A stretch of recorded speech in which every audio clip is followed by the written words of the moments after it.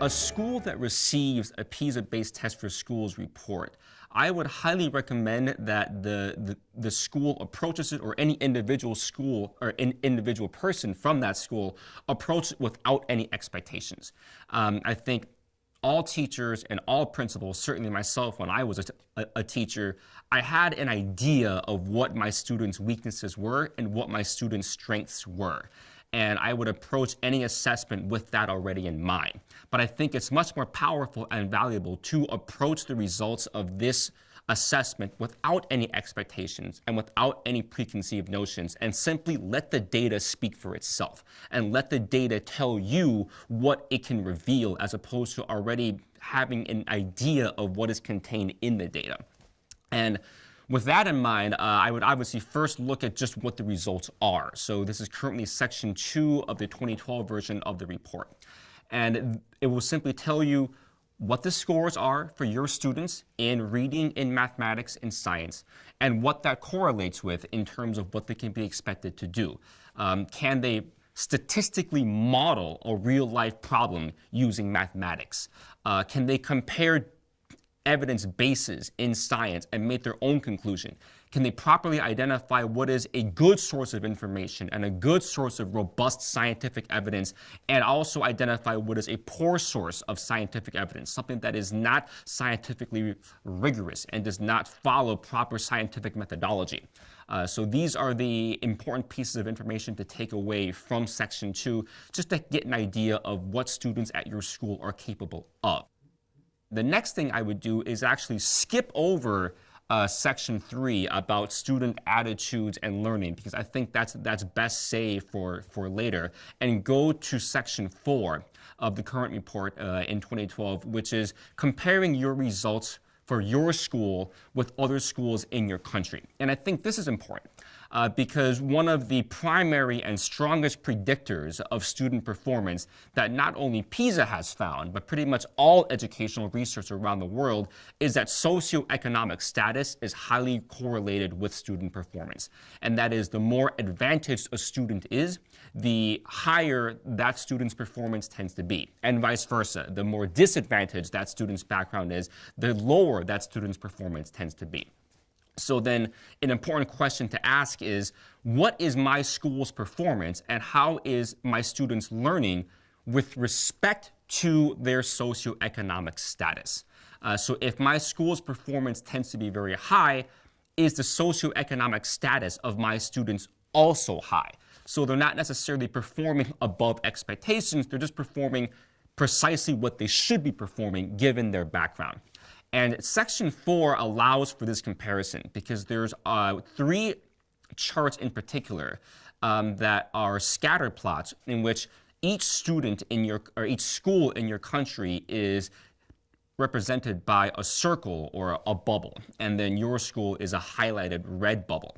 And on the x-axis is what we call the ESCX. It's the PISA Index of Economic, Social, and Cultural Status.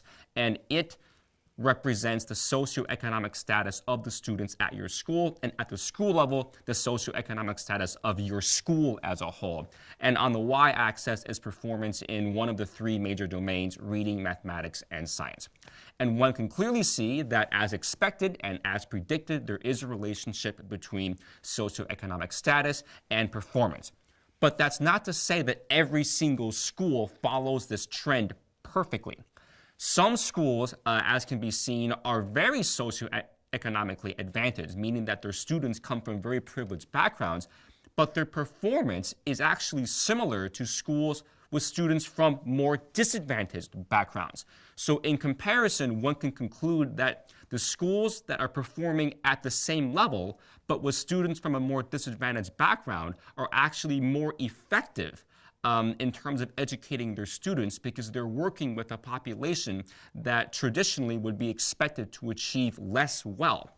Whereas there are other schools that are socioeconomically very advantaged, but they're not performing as well as they would expect. So it's important to recognize where your school is with respect to these factors. Is your school advantaged or disadvantaged, and what is the performance of your school relative to its level of advantage and disadvantage? So that gives some context. And oftentimes, schools will look at the chart and the information and think, you know, I would like it if my school performed even better relative to the expectations. And this is where Section 3 of the report comes in, because oftentimes socioeconomic advantage or disadvantage, particularly from the students at a school, is not something that the school can perform or can change or control. They have the students that they have. So they can't exactly change their student intake, but they can change what the students do and what they're exposed to once they're in school. And this is what Section 3 of the report measures. How do students feel about their teachers? How do students feel about the learning environment at their school?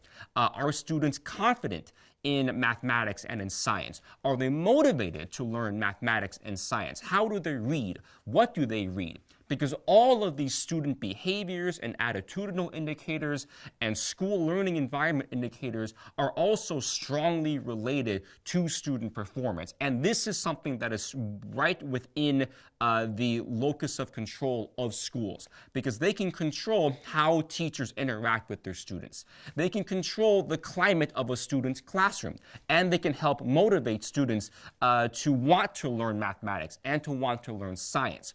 So regardless of what a school's socioeconomic status is and what their students' backgrounds are, they can help their students become stronger in these areas and expect that being stronger in these areas would then translate to becoming stronger in reading and mathematics and science. Finally, they can a school that receives the report for the PISA-based test for schools can look at the final section, which is Section 5, the international comparison, and see how all of these factors compare internationally. Because there are some countries out there whose schools are kind of a little bit less advantaged overall, but they're performing incredibly, incredibly well. And there are some very important lessons that can be learned from these school systems and these schools about what it is that they're doing to achieve this performance despite not having the most advantaged student population in the world. And a lot of it is related to the factors that I just mentioned before, such as student engagement and motivation and the relationships with their teachers. And it's very interesting and useful to see what these other countries around the world have done to become stronger in these areas.